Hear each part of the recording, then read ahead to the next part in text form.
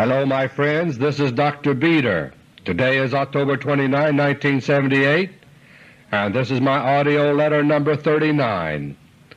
It was 21 years ago this month that the space age dawned for mankind. On October 4, 1957, millions around the world listened in amazement to the radioed beep beep beep of Sputnik 1. The world's first artificial satellite was in orbit, put there by Russia. In AUDIO LETTER 19 nearly 2 years ago, I revealed how it happened that Russia beat America into space. The United States could have launched an Earth satellite more than a year ahead of Sputnik 1, but our unseen rulers deliberately tied the hands of our space experts for reasons of personal gain and power.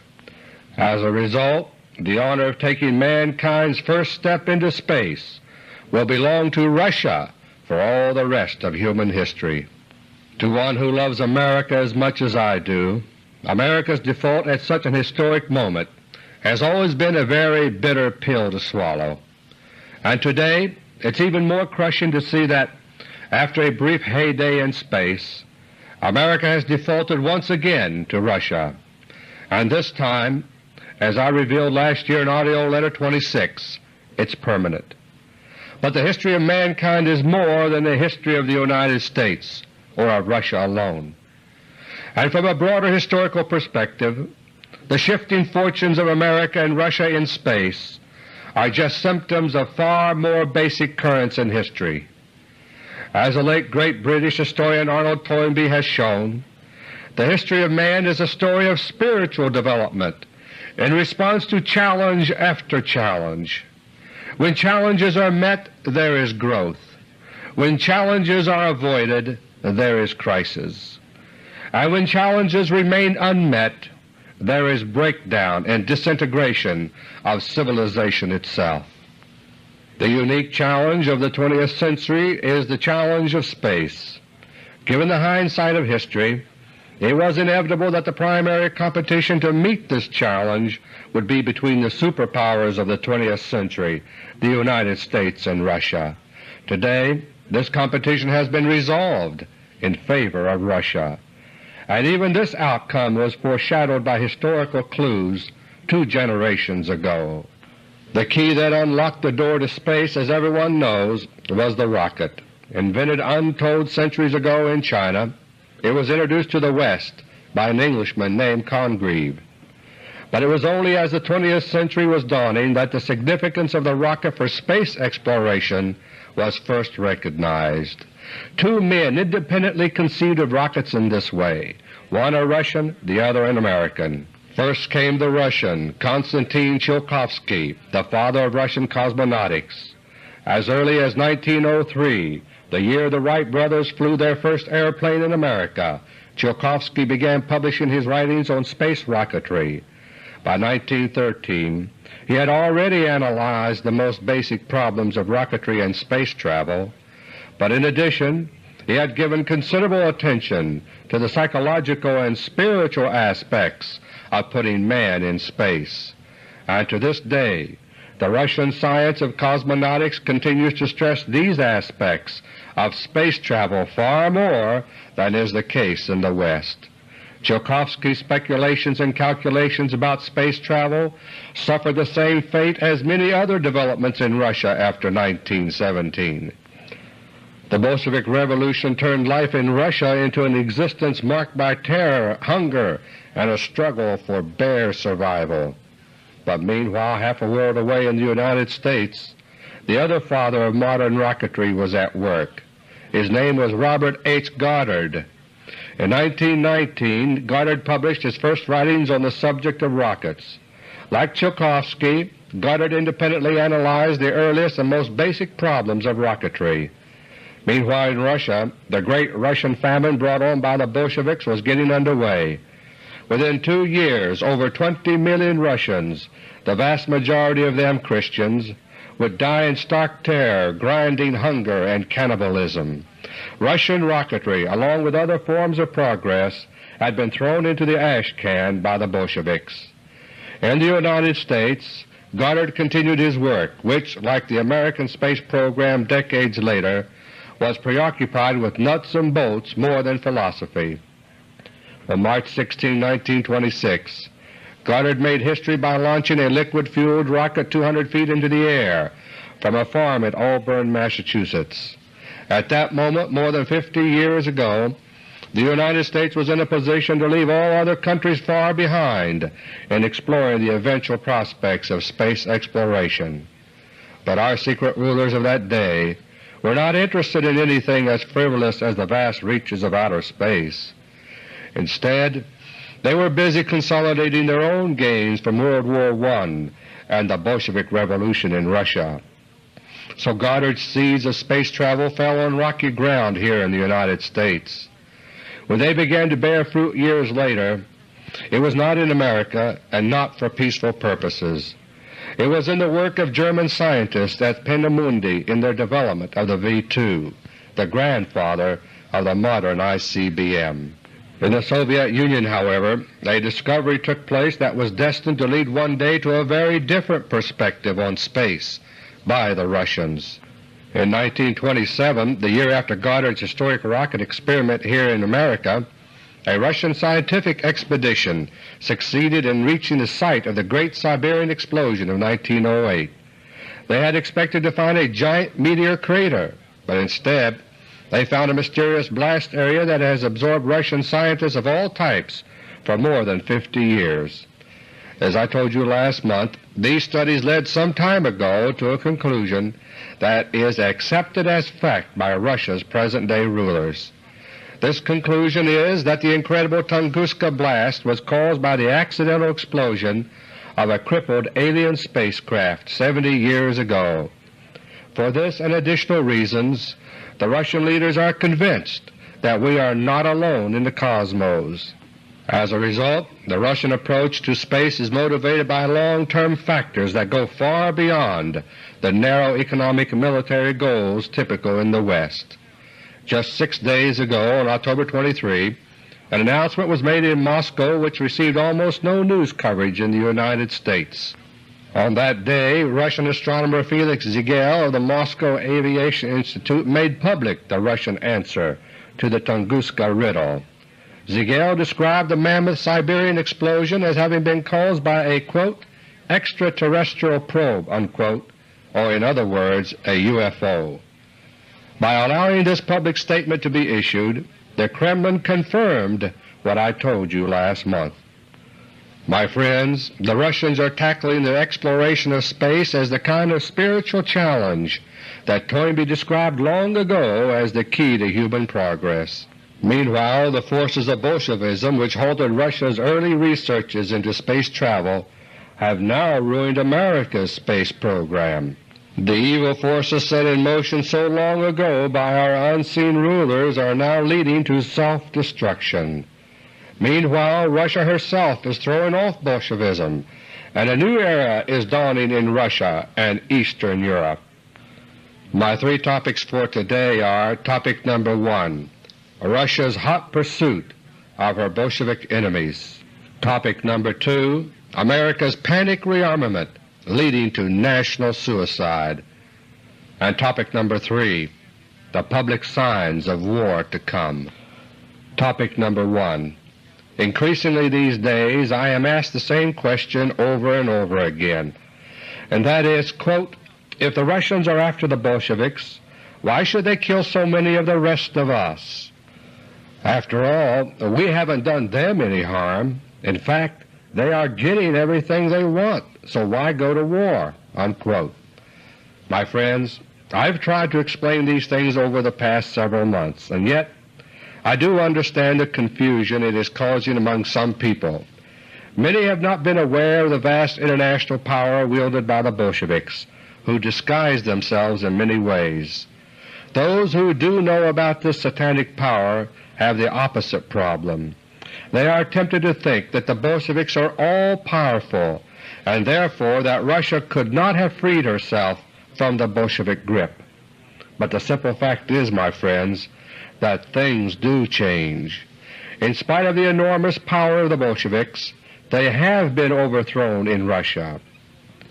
As I said in detail last month, this did not take place in a sudden overnight coup d'etat. It was accomplished over a period of 6 decades of tireless struggle by the self-styled spiritual communists who now run the Kremlin. The spiritual communists, unlike the Bolsheviks, are a native religious sect, a Christian sect, which began in Russia over 2 centuries ago. Today they are abandoning communism in everything but name, but in their religion they remain perhaps the toughest and most tightly knit group on earth. Having learned the hard way, they view Bolshevism as a totally satanic system without any redeeming features. And after 60 years of struggle that dwarfs anything experienced in the West, they regard the Bolsheviks themselves as less than human. Today they regard the United States as hopelessly infected with the disease of Bolshevism, and therefore they intend to destroy the United States as they would a rabid dog. I have mentioned this rabid dog viewpoint of the Kremlin before, but there is another way in which they view their holy war against the Bolsheviks that is rooted in nothing less than international law. It is the doctrine of hot pursuit. The hot pursuit concept can be illustrated by thinking of a police chase of fugitives. Suppose, for example, that a police car sets out in pursuit of a getaway car, driven by thugs who have just robbed a store and murdered the owner. Even if the getaway car should race across the city line into another jurisdiction, it is accepted practice in general for the police car to continue the chase regardless of where it leads. The reason is that the police are in hot pursuit of the fugitives for a crime committed within their jurisdiction. Today the rulers of Russia see themselves as the police, and the Bolsheviks as the murdering thugs who are fleeing from justice. In the wake of the Bolshevik Revolution in 1917, the Bolsheviks robbed Russia of her riches and murdered the owners by the millions. Now, after a struggle of 6 decades, the spiritual communists have turned the tables on the Bolshevik outlaws, who are leaving Russia in a growing torrent. They are seeking sanctuary mainly in the United States, where they are joining with the Bolshevik elements already here in a new Bolshevik revolution. The Bolsheviks plan to throw America and the West into nuclear war against Russia. So Russia's rulers are fighting fire with fire. Soon their hot pursuit of the Bolsheviks will rain nuclear devastation on our heads. The Russian rulers are aware of the argument that we non-Bolsheviks of America have done Russia no harm and therefore should not suffer with the Bolsheviks. But, my friends, I must report to you that this argument, reasonable though it sounds on the surface, draws nothing but scorn within the Kremlin. No harm, they say? Then why, they ask, are we giving unquestioning sanctuary to the floods of Bolsheviks now leaving Russia? And for that matter, they add, how can a people who won't lift a finger to save their own land, America, be counted as friends by anyone else? No, they conclude, you Americans are refusing to recognize what is taking place before your very eyes. It is a takeover by the Bolsheviks, and soon you will wish you were dead. By comparison, they say, Russia's nuclear attack on the Bolsheviks among you will be merciful.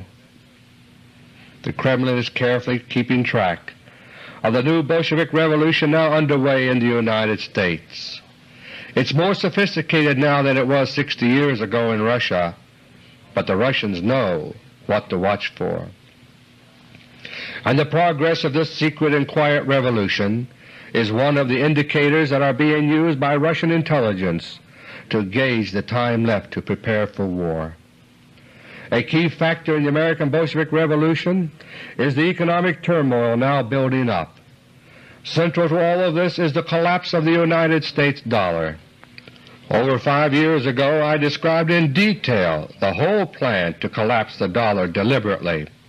That was the subject of my 1973 book, The Conspiracy Against the Dollar, published by George Braziller, 1 Park Avenue, New York, New York, 10016. And gold If today's gold price is measured not in the United States dollars, but in hard currencies such as the German D-Mark, the true value of gold will be accurately reflected. But earlier this month I was in Europe and saw for myself just how far the collapse of the dollar has already gone.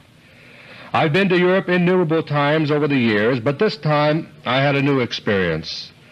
Many shopkeepers will not accept American dollars, whereas they used to be eagerly accepted. And where dollars are accepted, they will buy very little. The so-called almighty dollar is almighty no more. And so, my friends, the dollar is losing its international role. It is becoming a garrison dollar, a currency which will still buy a few things here, but will soon be almost useless outside the United States. Already the Federal Government is preparing for a reverse split of the dollar, just as was done in the recent past in France. In this way all old dollars will be forced out of hiding. The process of our economic imprisonment is advancing rapidly, and most Americans are still blissfully unaware of it. The so-called voluntary wage and price guidelines announced by Jimmy Carter 5 days ago will be replaced by mandatory controls in preparation for war. By the end of this year, 1978, I'm informed that all non-corporate Americans will be virtually blocked from transferring funds abroad. Part of it will be done in the name of protecting our economy and safeguarding our national security. But one of the real purposes is to serve the Bolshevik Revolution by closing and bolting the prison gates around America through your pocketbook. As the Russian rulers watch, they see the Bolshevik plan progressing right on track. Soon economic turbulence will be joined by political turmoil, and a little later on there will be shortages, hunger, rioting, terrorism, and as America descends into the hell of Bolshevism, there will be cannibalism in America. Even now our own secret rulers have reactivated the weather control grids around America, which I first revealed last May in AUDIO LETTER No. 34. From September 24 through October 19 they were shut down for reasons related to the autumn equinox. But on October 20, just 9 days ago, they were turned on again, and they are once again being used to modify our weather. As a result, strange weather can be expected periodically from now on through this winter. Through every avenue imaginable, the Bolsheviks are marshaling their forces to attack, undermine, and if possible destroy Russia. And to borrow the words used by Alexander Solzhenitsyn in his speech at Harvard last June, quote, "The fight for our planet, physical and spiritual, a fight of cosmic proportions, is not a vague matter of the future. It has already started." Unquote. 2 months ago I warned about the sinister developments that were being set in motion within the Roman Catholic Church. I said that the Bolsheviks want to use the Church as a weapon in their war against Russia by maneuvering the Church into an anti-Russian stance under the guise of anti-communism. By doing so, they expect to enlist 700 million Roman Catholics, 1/6 of the human race, into their own battle to the death with Russia. When I recorded AUDIO LETTER 37 2 months ago, Albino Cardinal Luciani of Venice had just become Pope John Paul I. He quickly became known as the Smiling Pope, yet he left the scene after barely a month's time. As I said last month, the Bolshevik game plan was going to be tried again with another new pope, and that is happening now. The new pope was elected earlier this month on October 16. Instantly his image as an anti-communist was seized upon by the American news media, and even the name he has taken, Pope John Paul II, signifies a second try in the Bolshevik game plan I revealed in August. Pope John Paul II is the first non-Italian pope in 455 years, Karol Cardinal Wojtyła of Poland. During World War II, Wojtyła was a member of the Polish underground, which fought against the Russian and German occupation forces. For 30 years as a church official, he has challenged and struggled against Poland's Russian-dominated regimes. And just last month, on Sunday, September 17, he played a key role in firing the opening gun of the Roman Catholic Church against Russia. On that day, a pastoral letter spearheaded by Cardinals Wyszynski and Wojtyła and signed by all bishops was read in Catholic services throughout Poland. Poland is the most heavily Roman Catholic of all countries in the Russian orbit, with over 14,000 churches and an estimated 85 to 90% of the population Roman Catholic. What's more, the Poles have a natural hatred for Russia as Big Brother. So it caused no small concern in both Warsaw and Moscow when the pastoral letter was read to Catholic congregations throughout Poland a month ago. The letter, whose contents reached practically the entire population of Poland, blasted government censorship as, quote, paralyzing the cultural and religious life of the nation, unquote. My friends, the image of the new Pope is that of one who stands up to the Russians. But the way in which this image is to be used is another matter, and I think it is essential that both Catholics and non-Catholics alike know what is going on behind the scenes. For at this very moment the Church is becoming both tool and target of the forces of Bolshevism. If what they are doing is not stopped, the Catholic Church will soon be destroyed. What I am about to reveal, my friends, gives me no pleasure at all. I myself was born a Roman Catholic. I was raised a Catholic. I even studied for the priesthood. For me personally, though, there still were unanswered questions. It was only later in the bush in Africa that I truly found our Lord Jesus Christ. But I speak as one who knows what it is to be a Catholic. And my purpose is to help and to build up, not to attack or tear down anything that is good and right. Even if the things I am about to reveal should lead to scandal, I must agree with the words of the wise priest who recently counseled me, quote, "It is better that scandal should come than for the truth to be suppressed," unquote. If the truth does remain suppressed, my friends, the days are numbered for the organized Roman Catholic Church, and there will be repercussions throughout all of Christendom.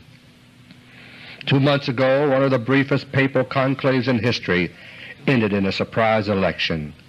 Cardinal Luciani of Venice became Pope John Paul I.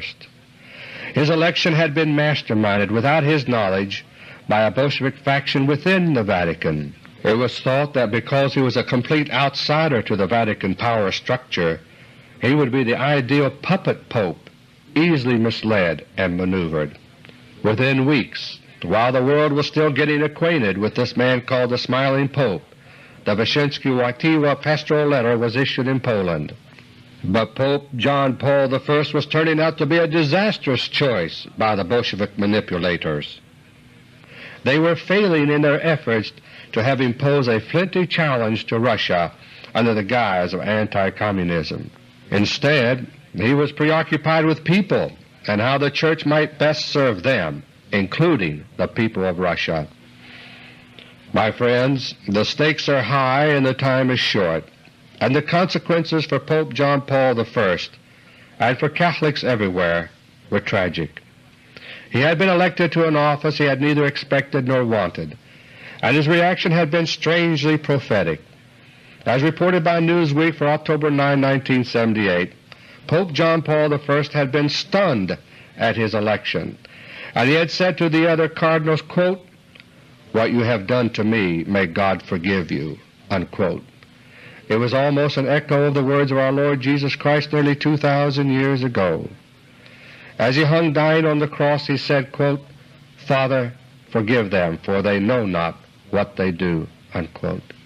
I must now reveal that during the night of Thursday, September 28, 1978, Pope John Paul I left the Vatican alive.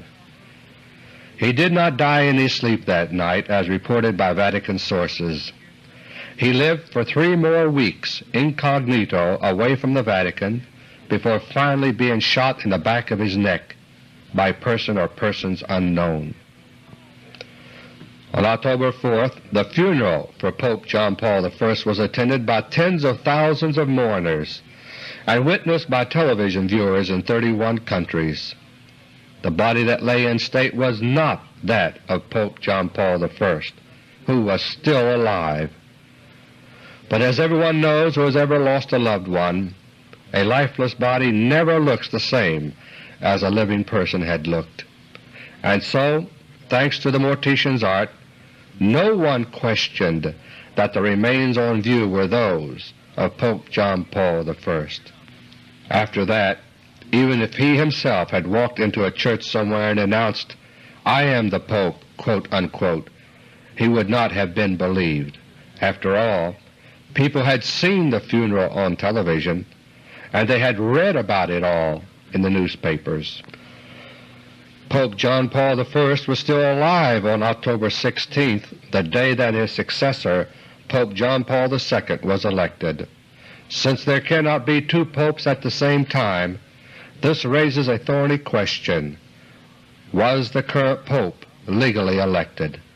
In any case, the man known briefly as the Smiling Pope was put to death the evening of October 19, 1978, 3 days after his successor was named. Shortly thereafter, his body was cremated and the ashes disposed of. My friends, nothing will ever be seen again of the late Pope John Paul I, and no evidence has come to light that would enable his assassins to be identified. Nevertheless, not all of the evidence of his tragic fate has been destroyed. I refer to the body that now occupies the sarcophagus of Pope John Paul I in St. Peter's Basilica. The body is not that of the Pope John Paul I. It should be exhumed not only for an autopsy, but for scientific identification procedures under independent supervision. If this is done, it will reveal the terrible fraud that now threatens the very soul of the Church. If it is not done, the Bolsheviks will have won already in their grasping to manipulate every Catholic on earth for war.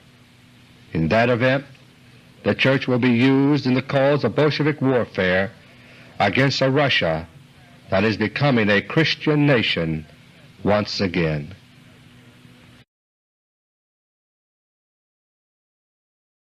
Topic number 2. My friends, during the past 2.5 years a drastic shift has been taking place in the relationship between the Soviet Union and the United States. In a pale and carefully controlled way, this shift has been reflected in the public deterioration of so-called détente.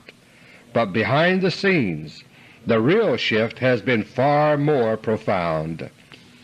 Politically, the secret alliance of nearly 60 years standing between our own unseen rulers and the rulers of Russia has been terminated unilaterally by the Russians. This astonishing turn of events was not foreseen by America's real rulers. As I first mentioned in AUDIO LETTER No. 28 last November 1977, and as I discussed in detail last month, it has to do with a fundamental change in the power structure of the Kremlin. And now, as we are on the threshold of Nuclear War I, our unseen rulers are no longer confronting the carefully programmed war they had been planning on, but a genuine free-for-all. For the first time in the 20th century, a major war is coming that will not be controlled on both sides by our unseen rulers. As these changes have been taking place in the political sphere, unexpected and revolutionary changes have also been taking place in the military equation. Our unseen rulers have been pursuing secret military projects unknown to the public for nearly 2 decades, but they have made gross miscalculations in their secret master military strategy. That strategy came to ruin 1 year ago last month in the secret space battle of the Harvest Moon, which I reported that month in AUDIO LETTER 26. So now, The United States is feverishly rearming for war. Our unseen rulers are trying to fight off their own rising panic as they see disaster looming closer and closer. War is now so close that they are beginning to shed some of the cloak of secrecy surrounding formerly super-secret weapons programs. When I first revealed them long ago, I was generally not believed, but secrecy always exacts a toll of increased time to carry out a project, and they no longer have any time to spare. And so just this month the public has been allowed to get just a glimpse of secret work in two areas of critical importance. One is that of underwater missiles. The other is that of beam weapons, especially the awesome charged particle beam. In AUDIO LETTER 13 for June 1976, I revealed the beginning of Russia's total military double-cross of their former secret partners, who then controlled America, the four Rockefeller brothers. Based on very solid information from my own confidential sources, I reported that a nuclear weapon was resting in the waters of Seal Harbor on Mount Desert Island, Maine. It had been planted there by the Russians, where it would be able to vaporize the summer homes of David and Nelson Rockefeller. As I say these words, Nelson Rockefeller is trying to sell his Seal Harbor home, which has been owned by the Rockefeller family for 2 generations. Likewise, many wealthy Rockefeller associates in the area seem to have lost their enthusiasm for the beauty of Mount Desert Island. Like Nelson Rockefeller, they're trying to sell their property in the area and bail out. But my report of June 1976 about the Seal Harbor bomb led to far more than the present unsettled real estate conditions there. It proved to high intelligence that the Dr. Beter audio letter could be trusted to tell the truth. And from that point onward I began receiving large amounts of intelligence information that is not entrusted to any other public information channel. Only the following month, July 1976, I revealed in AUDIO LETTER 14 that a new missile crisis was underway. It was the underwater missile crisis of 1976, a far more dangerous affair than the Cuban Missile Crisis of 1962. The Russian Navy was planting short-range underwater-launched nuclear missiles at strategic locations within our own territorial waters. They were preparing for a nuclear Pearl Harbor-type surprise attack based on naval strategy. This intended first strike was to be totally different in nature from the ICBM first strikes we hear about all the time. Unlike an ICBM attack, the Russian underwater missiles would provide no warning at all because they were planted only miles from their targets and inside our radar defenses. At the beginning of August 1976, I recorded AUDIO LETTER 15 on an urgent basis.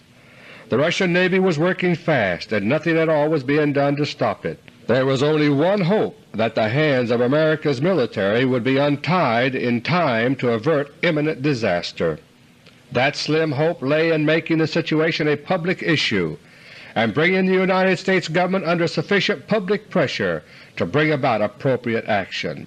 So in AUDIO LETTER 15 I spelled out the locations of 64 Russian underwater launched missiles and hydrogen bombs in navigational coordinates. They had been planted in the territorial waters not only of the United States, but of 24 other countries worldwide. Very soon Russia would have been in a position to erase all naval power on earth, opposing that of the Soviet Union.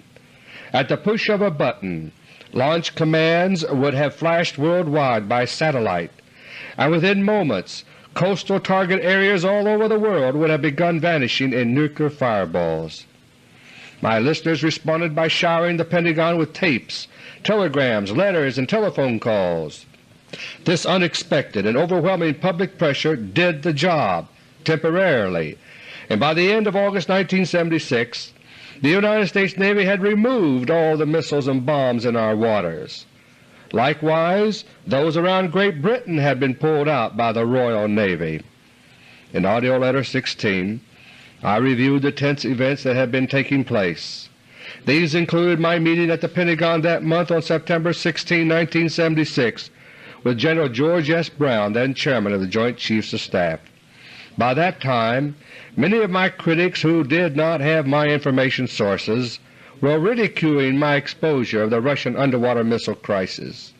Some tried to say that there would be no reason for the Russians to do such a thing, since they already have ICBMs. In doing so, they glossed over the paramount strategic value of surprise, which would be produced by the zero warning time of the Russian underwater missiles. But most of my critics simply waved it all aside by saying such a thing is not feasible. They tried to say there is no such thing as underwater missiles, so my claims about a secret crisis could not be true. But meanwhile, I met with General Brown, a then top military officer in the United States, for well over an hour in his office, because by then the Russians were far along in planning a second round of these so-called impossible missiles in our waters. Just as before, crucial information about them was being blocked from reaching General Brown through normal channels. So as I explained in AUDIO LETTER No. 16 that month, General Brown had invited me to confer with him as soon as I alerted him about my new information. Of course, if my information in AUDIO LETTER No. 15 had not proven correct, General Brown would have had no reason to meet with me.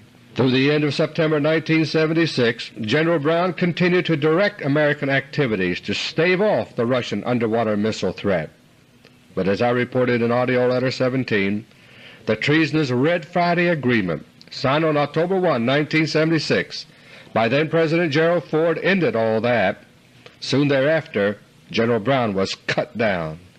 He was humiliated over nationwide television over trumped-up criticisms of his conduct, when his only real crime was doing his duty.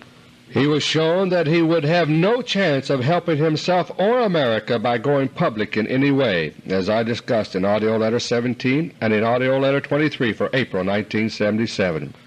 Concerning what I told you then about the neutralization of General Brown, consider the words attributed to General Brown by the Atlanta Journal this past August 3, 1978.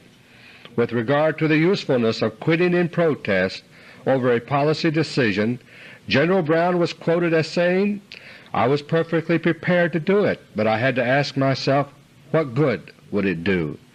It would not reverse a decision. No, it would be like a pebble on the beach. They'd get another chairman tomorrow." Unquote. After General Brown was neutralized, our unseen rulers tried in vain to reinstate their secret alliance and therefore a controlled war with the Soviet Union. As part of their insane effort in this direction, they allowed the Russian Navy to resume planning their underwater missiles without harassment. And as I reported to you nearly 2 years ago in AUDIO LETTER No. 20, this policy was based partly on the existence of a secret fleet of American undersea missiles. Unlike the small, short-range Russian missiles, the American missiles were mammoth offensive ballistic missiles. They were planted in the Atlantic and Pacific in the secret Operation Desktop under CIA control. In their undersea resting places, as I explained in AUDIO LETTER No. 20, they were invulnerable to attack. They were also the largest, most powerful nuclear missiles on Earth, dwarfing our conventional ICBMs. And their purpose was blackmail, to make sure Russia followed the script during Nuclear War I. But I also revealed then that the CIA's undersea super missiles were springing leaks one by one and being ruined. The following month, in fact, nuclear debris from one of these leaking missiles off Florida, Atlantic Missile No. 8, poisoned large numbers of whales in the area. More than 120 of them beached themselves to die near Jacksonville, Florida in only a few days' time. To this very day, many self-proclaimed instant experts among my critics have kept telling their followers that undersea missiles like these are impossible. And while they always cry for documentation, they have totally ignored the documentation I presented in AUDIO LETTER No. 20. Mr. Tony Hodges, a prominent Honolulu environmentalist, had unearthed information about the definite feasibility of undersea missile systems from experts. In December 1975 he published a warning document on the situation, from which I quoted in AUDIO LETTER No. 20. It seems that expert testimony is not enough to convince most people of the truth. What it takes is to see it on television or in the newspapers. Well, my friends, it has finally begun to happen. 11 days ago, on October 18th, CBS Television News carried a report about Pentagon studies now underway on underwater missile systems. The next day, Radio Australia went further and disclosed that, quote, Pentagon generals have shown President Carter an outline of a scheme to submerge huge diesel-driven craft off the American coast to create a nuclear missile system less vulnerable to the increasingly accurate Soviet warheads, unquote. But, my friends, the undersea diesel launcher concept is just a cover story for the real undersea missile crash program now in progress. 6 months ago in AUDIO LETTER No. 33 I revealed that Operation Desktop had been reactivated. As I explained then, a fresh fleet of CIA undersea missiles was to be planted beginning off America's Atlantic coast under the cover of drilling for oil. At that time, the Baltimore Canyon area where the drilling is taking place was being touted as an oil bonanza for the United States. Today, it's 6 months later, and news reports have been telling for months now about one dry hole after another. If they were really looking for oil, the whole thing would be seen as a fiasco by now, but instead the work goes on day and night at site after site, and soon the oil companies will line up to bid for additional leases in the area. I can now reveal that as of now 7 new CIA undersea super missiles are in place off our Atlantic coast, and the Russians know exactly where each one is, because hovering overhead there are presently 5 Cosmospheres on patrol, armed with charged particle beam weapons which can destroy the missiles as soon as they are launched. As unnerving as the race in underwater missiles may be, it now takes a back seat to the race in beam weapons. This involves not only high-power lasers, but the even more devastating particle beam weapons. Last September 1977 I reported Russia's first operational use of particle beam weapons in space. On September 20, 1977, the Russians blasted an American spy satellite into a huge fireball in space as it passed over the Petrozavodsk Observatory in northern Russia. And barely a week later, on September 27, 1977, the secret American moon base in Copernicus crater was silenced by Russia's neutron beam attack from Earth orbit. America had just lost the Battle of the Harvest Moon.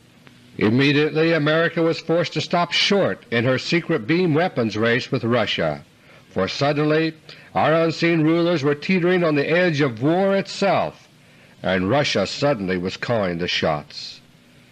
Just as happened in the matter of the underwater missile systems, many people were soon ridiculing the idea of operational Russian particle beam weapons.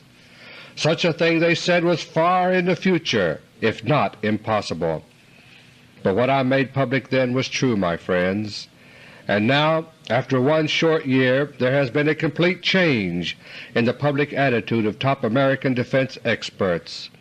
The reason is that in the kamikaze do-or-die strategy of our unseen rulers against Russia, beam weapons are now being tackled in a crash program, and only by letting it become visible in a controlled way can maximum use be made of our technical resources and manpower.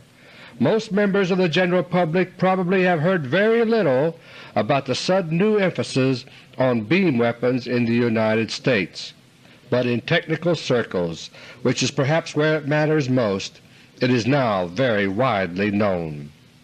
Earlier this month, on October 2nd, Aviation Week and Space Technology magazine, an aerospace industry publication, began a series of articles about America's sudden new plunge into beam weapons. One article quotes a Pentagon official as saying, quote, "Beam weapons are no longer in the gee whiz Buck Rogers death ray category, and senior Carter administration members no longer give it the back of their hand like they once did." Unquote. Based on the assessment of what Aviation Week refers to as a top-level United States official, the article continues in the words, quote, "The general attitude in the past year has changed from one of skepticism over the possibility of fielding particle beam weapons to one of speculation that beam weapons may be possible within a reasonable time." Unquote. At another point in the article, Aviation Week relates the belief of United States Air Force officials that a space-based anti-satellite neutral beam system could be operational, quote, "within a couple of years. It would be much sooner than you might believe." Unquote. In other words, my friends, when I told you about America's defeat in the Battle of the Harvest Moon 1 year ago, the official line was that such weapons were virtually impossible.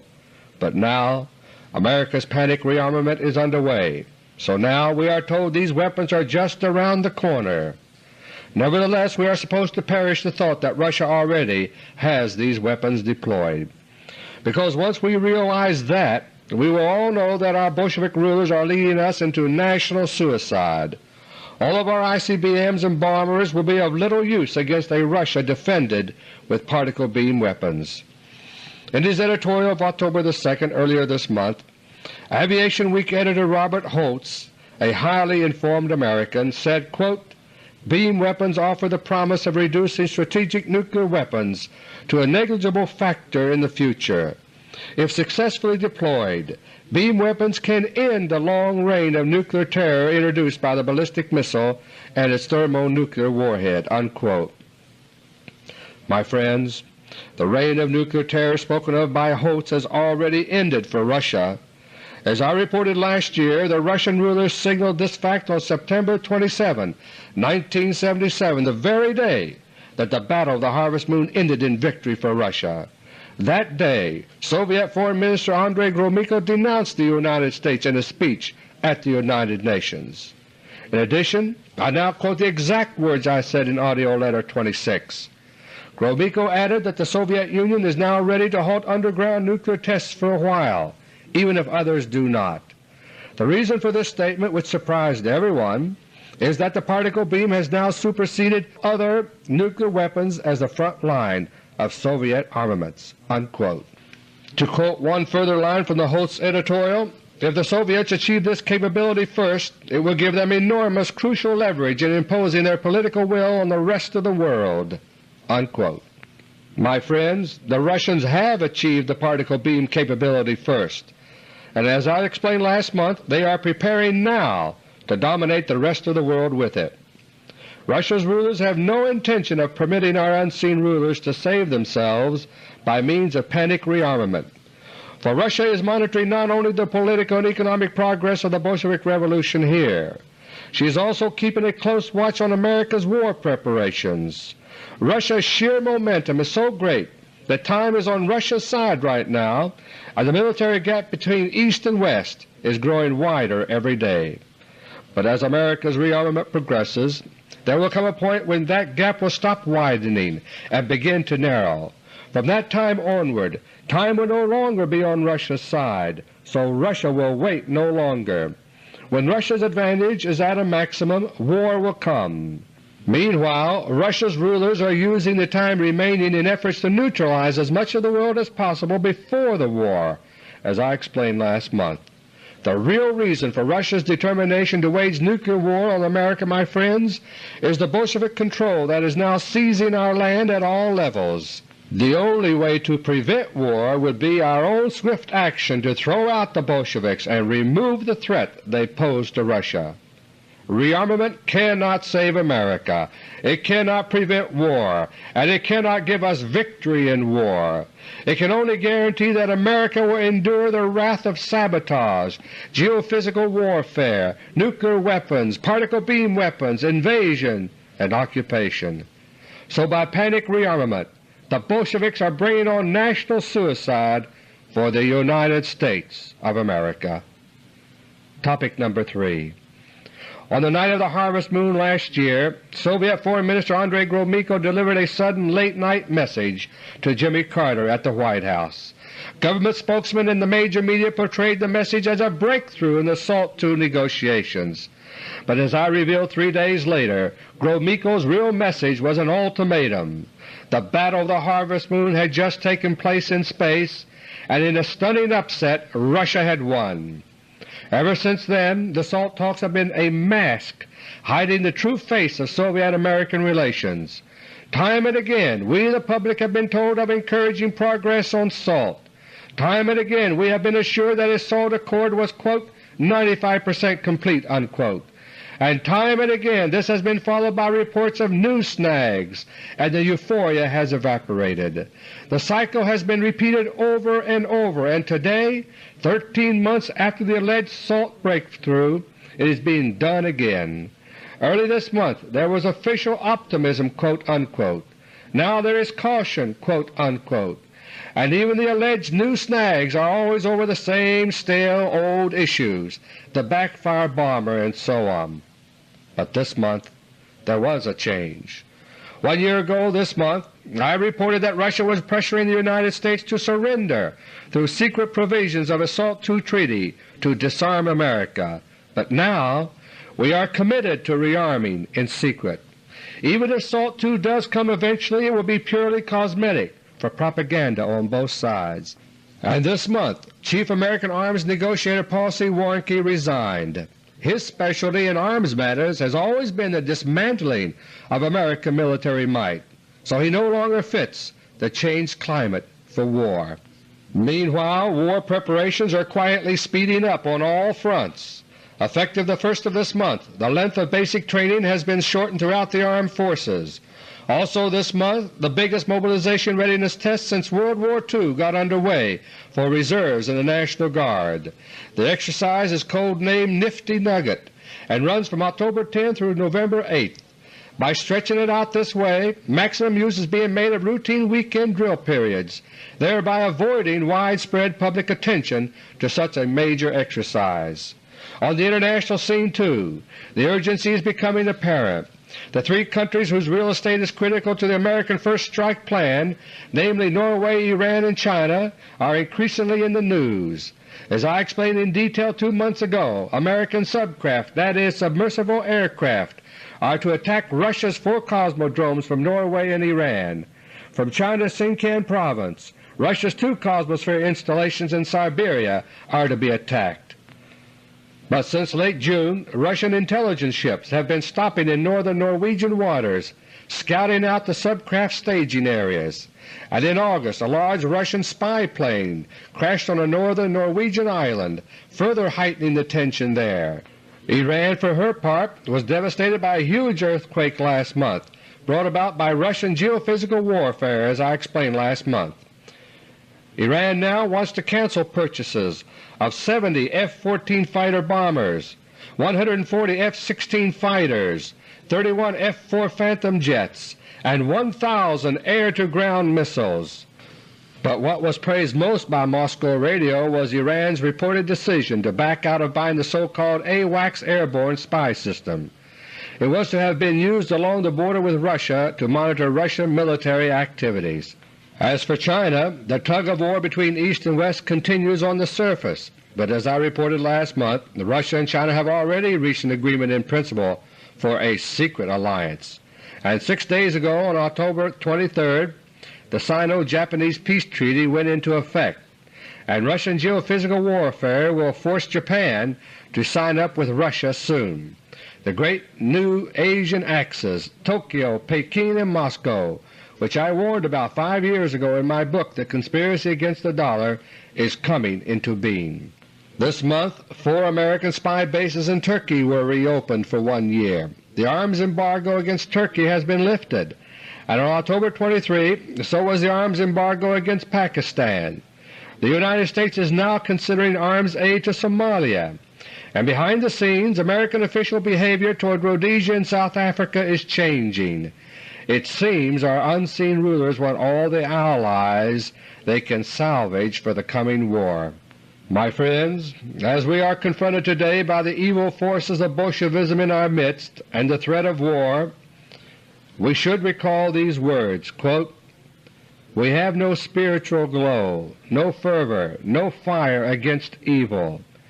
We stand facing war today with the impassivity of a person who stands motionless before the flood simply because he did not wish the flood." Unquote. These are the words of journalist and lecturer Frederick Snyder, which were spoken on November 30, 1941, just 1 week before Pearl Harbor. And today, my friends, all of America is a Pearl Harbor. Until next month, God willing, this is Dr. Beter. Thank you, and may God bless each and every one of you. Tsiolkovsky began publishing his writings on space rocketry. By 1913 he had already analyzed the most basic problems of rocketry and space travel, but in addition he had given considerable attention to the psychological and spiritual aspects of putting man in space.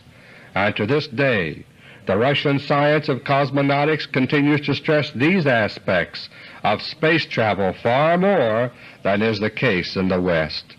Tsiolkovsky's speculations and calculations about space travel suffered the same fate as many other developments in Russia after 1917. The Bolshevik Revolution turned life in Russia into an existence marked by terror, hunger, and a struggle for bare survival. But meanwhile, half a world away in the United States, the other father of modern rocketry was at work. His name was Robert H. Goddard. In 1919 Goddard published his first writings on the subject of rockets. Like Tsiolkovsky— Hello my friends, this is Dr. Beter. Today is October 29, 1978, and this is my audio letter number 39. It was 21 years ago this month that the space age dawned for mankind. On October 4, 1957, millions around the world listened in amazement to the radioed beep beep beep of Sputnik 1. The world's first artificial satellite was in orbit, put there by Russia. In AUDIO LETTER 19, nearly 2 years ago, I revealed how it happened that Russia beat America into space. The United States could have launched an Earth satellite more than a year ahead of Sputnik 1, but our unseen rulers deliberately tied the hands of our space experts for reasons of personal gain and power. As a result, the honor of taking mankind's first step into space will belong to Russia for all the rest of human history. To one who loves America as much as I do, America— Goddard independently analyzed the earliest and most basic problems of rocketry. Meanwhile in Russia, the great Russian famine brought on by the Bolsheviks was getting underway. Within 2 years over 20 million Russians, the vast majority of them Christians, would die in stark terror, grinding hunger, and cannibalism. Russian rocketry, along with other forms of progress, had been thrown into the ash can by the Bolsheviks. In the United States, Goddard continued his work, which, like the American space program decades later, was preoccupied with nuts and bolts more than philosophy. On March 16, 1926, Goddard made history by launching a liquid-fueled rocket 200 feet into the air from a farm at Auburn, Massachusetts. At that moment, more than 50 years ago, the United States was in a position to leave all other countries far behind in exploring the eventual prospects of space exploration. But our secret rulers of that day were not interested in any default at such an historic moment has always been a very bitter pill to swallow. And today it's even more crushing to see that, after a brief heyday in space, America has defaulted once again to Russia, and this time, as I revealed last year in AUDIO LETTER 26, it's permanent. But the history of mankind is more than the history of the United States or of Russia alone. And from a broader historical perspective, the shifting fortunes of America and Russia in space are just symptoms of far more basic currents in history. As the late great British historian Arnold Toynbee has shown, the history of man is a story of spiritual development in response to challenge after challenge. When challenges are met, there is growth. When challenges are avoided, there is crisis. And when challenges remain unmet, there is breakdown and disintegration of civilization itself. The unique challenge of the 20th century is the challenge of space. Given the hindsight of history, it was inevitable that the primary competition to meet this challenge would be between the superpowers of the 20th century, the United States and Russia. Today, this competition has been resolved in favor of Russia, and even this outcome was foreshadowed by historical clues 2 generations ago. The key that unlocked the door to space, as everyone knows, was the rocket. Invented untold centuries ago in China, it was introduced to the West by an Englishman named Congreve. But it was only as the 20th century was dawning that the significance of the rocket for space exploration was first recognized. 2 men independently conceived of rockets in this way, one a Russian, the other an American. First came the Russian, Konstantin Tsiolkovsky, the father of Russian cosmonautics. As early as 1903, the year the Wright brothers flew their first airplane in America,